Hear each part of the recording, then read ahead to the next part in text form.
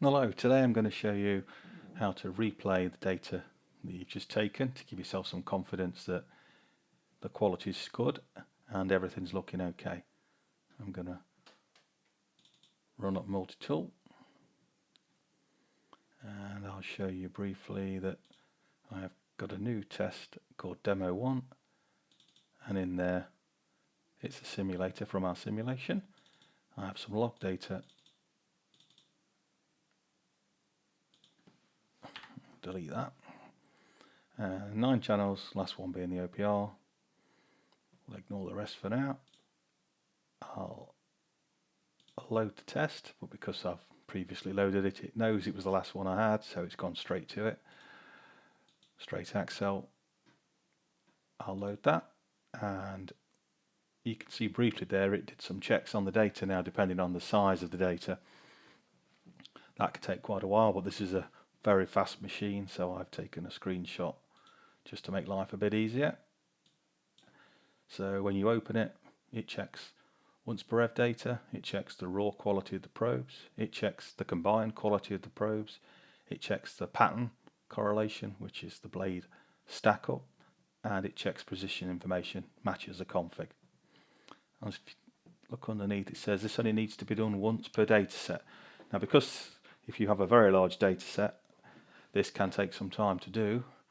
It then stamps the data as being valid and good, and it knows it's checked it once, it won't do it again. If you want to force it to check the data again, you'll notice it's put the checked file in there. Just delete that, and next time you load it, it will check it. I'll demonstrate it by reloading it, and it loaded it very quickly indeed. If I go in and delete that and load it again, it checks it. Simple as that, really. Just saves you a bit of time. Once it's been checked once, there's no point checking it again. If you change the configuration or edit the data, it will know, and it will insist on checking your data again. So I'll play some data, and there's not a lot going off in this file. There's a little bit of a response in the middle, but this is 10,000 revs long. So this is the starting of the recording, this is the end of the recording, and this is the speed trace. And you can move this about at will. I'm going to move it to about here because I know there's something just there, and you can see, there you go, see the response. Which on the waterfall here.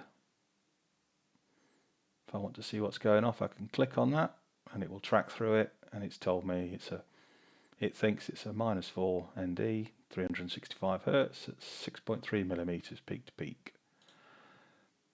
The quality of 100% from 202 track samples means there's 202 points across there it did a calculation on, and they all gave the same answer within a very tight tolerance. Therefore, it's very confident that it's 100% correct, or it's 100% incorrect, but it's confident nevertheless.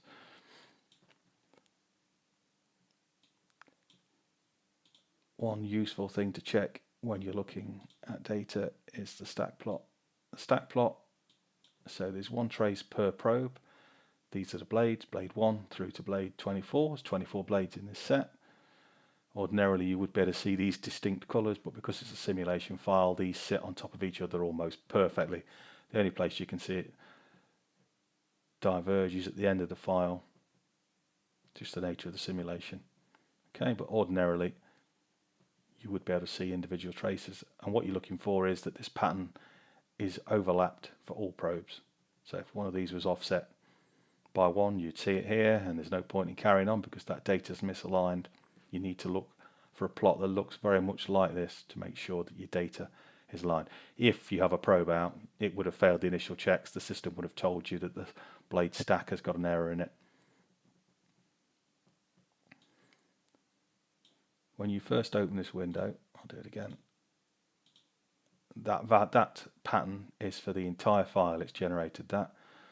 But if you move the cursor across, it will update every 400 or 500 revs. Now, because it's a simulation file, you're seeing very little change in it, but we do know there's a resonance around here, and even though that gets averaged out on the whole file stack, on the few hundred rev stack, it should be, there you go, and you can now see the probes are moving differently to give us the response as you'd expect.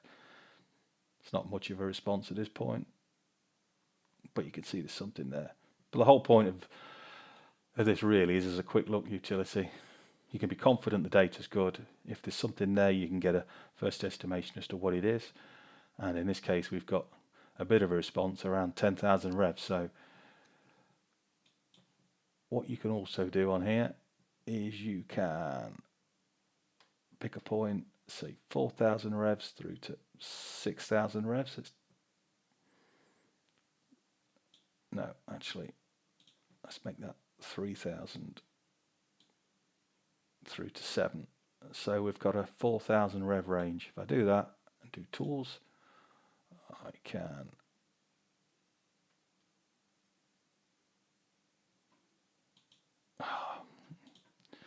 my bad, tools, I can crop the data to the zoom. The reason that wasn't enabled before was because I was still playing the data, and you don't want to be doing that while you're still playing data. I've just clicked stop, which has released everything. I then press crop, and what that's done is it's now generated me, I'm going to go to here, a cropped folder, 760k, 1.8 megs. So if I want to go back in and load that data, I've now got cropped. I can click on that and load the crop data in. I've now got 3,000 through to 0 through to 4,000 revs. Okay, so it's just yanked that straight out. But what we have got in the middle, if I look at the stack, is we've still got the response in the middle. There you go. And if I play that,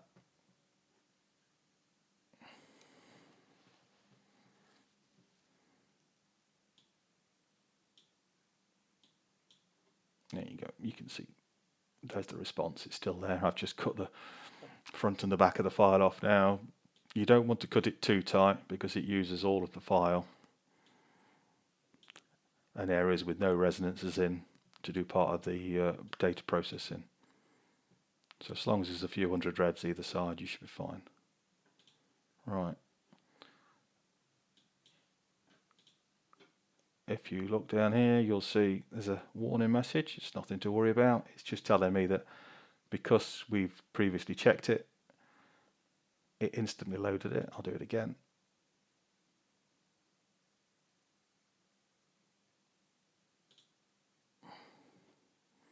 Quick loaded, but when you do a quick load, you don't have all the processing that's been done on the file. You don't have all the background information. So it's just saying basically, I don't have that. If you want to see the stack, I have to create that on the fly. I'll just generate it, and it may take on a couple of seconds on a large file, but you can barely see it on a file this size. And there you go. Okay, so that's basically how to load and prepare data for analysis. There are some other things where we can export different types of data, but I'm not going to cover that in this video. I'm going to leave that at that. Thank you.